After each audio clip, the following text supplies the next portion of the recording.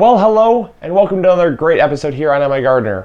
So, we just recently got the Arctic blast that a lot of you have probably already had, and those of you watching on the East Coast are going to be getting either today or tomorrow, and it is crazy cold. We're talking record low temperatures, and you can't even go outside. It is dangerous to go outside, and so what do you do when you can't do anything outdoors? You stay indoors.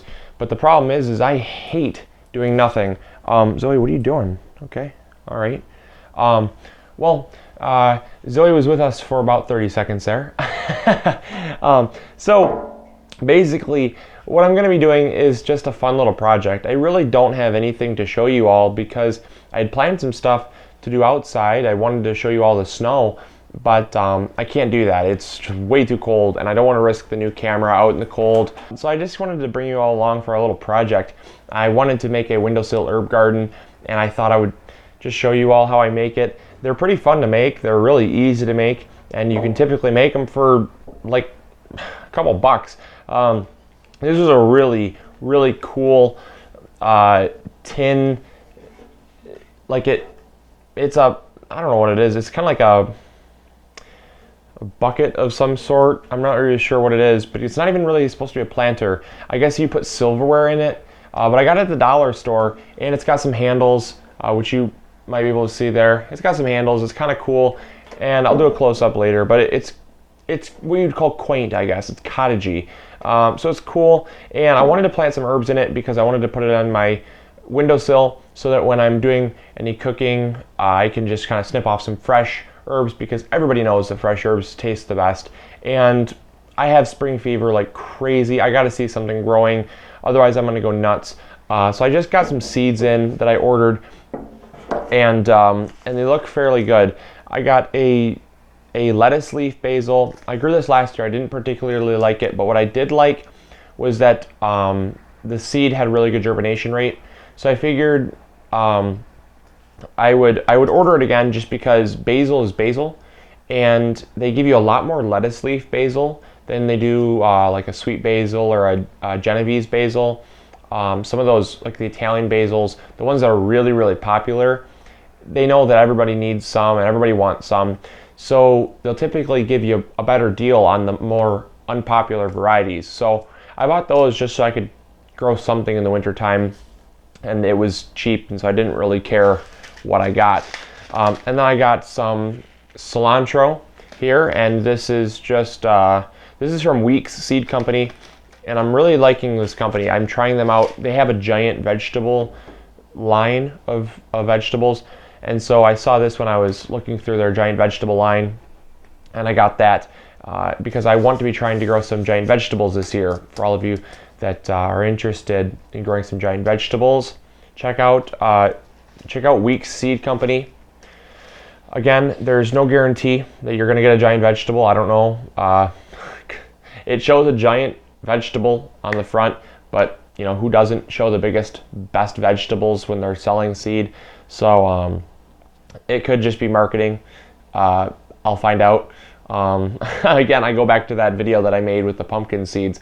You know, those pumpkin seeds, certainly you would have never gotten even in a giant pumpkin seed package. So we'll have to wait and see. But I wanted to try out their stuff because their prices were fair, and you did get a lot in here. This was a lot of seed for what I paid it. It was $1.50, and there was a lot of seed in there, so I won't be using it all. And then I got some Gigant Napoli, and if all of you are wondering why the packages are open, it's because I like to open them and make sure that they weren't crushed, because a lot of times when I receive seed through the mail, a lot of times you'll have pulverized seed. It's basically seed powder, because the post office does not know how to handle things with care. So I always open up my seed packets to make sure that I got what I paid for, because if not, there's a way that you can sometimes through the seed supplier, sometimes they'll reimburse you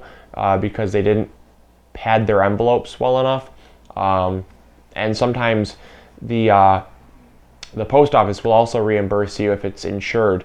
So I always check just to see, just a little note to you all, when you order seeds, if they come in a petted envelope or just a regular paper envelope, which I hope no one would ever send one in those, because that's a death wish to a seed.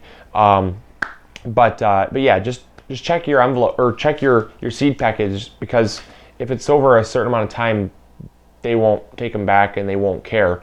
But if you check them right away, it's going to be a very recent issue, and they'll pay a lot more attention to it, and you might actually get something back for it.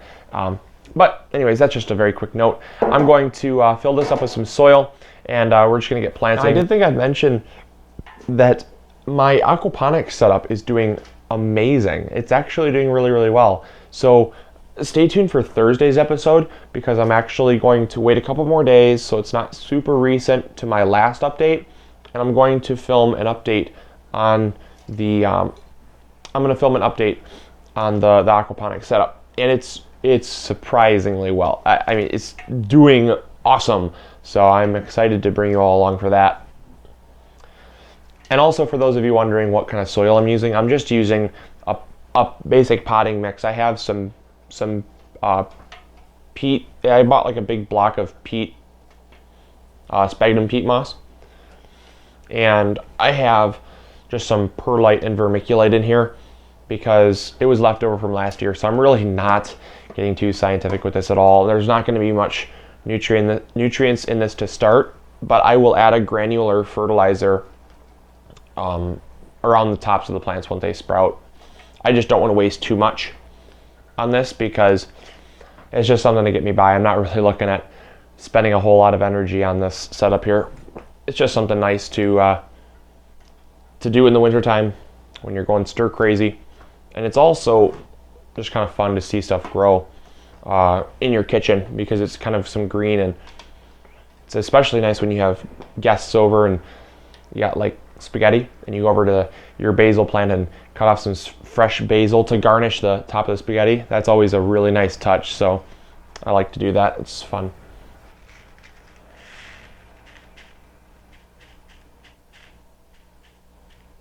Let's see, a little too many in there. There's the cilantro, which I will water in a second, and I'll also mark it so I don't forget, because I am planting parsley as well. And trust me, there's a huge difference from parsley and cilantro.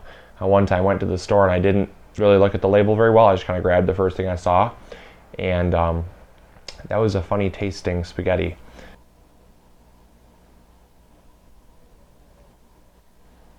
All right.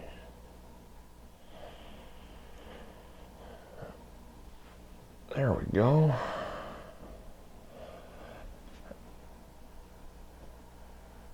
All right, now I have the rest of the room for the basil.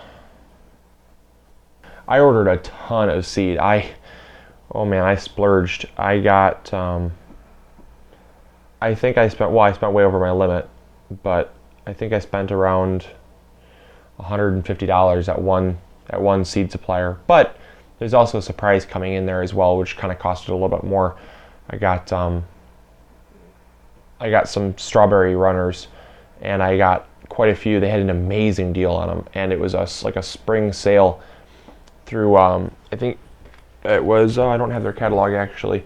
It was through, I forgot even the name of it. Wow, I feel terrible now. But I'll put a link in the description box below if you want to check out their seed. It was very fairly priced.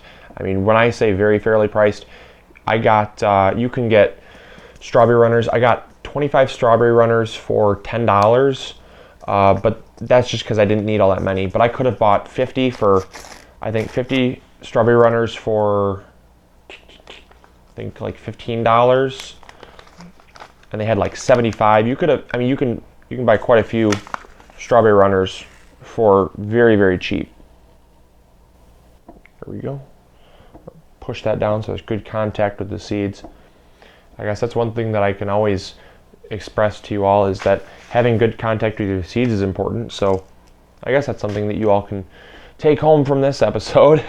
I try to always put something where you can learn something, but you can't always do that, especially when you're dealt with having to stay inside, and that's never fun. So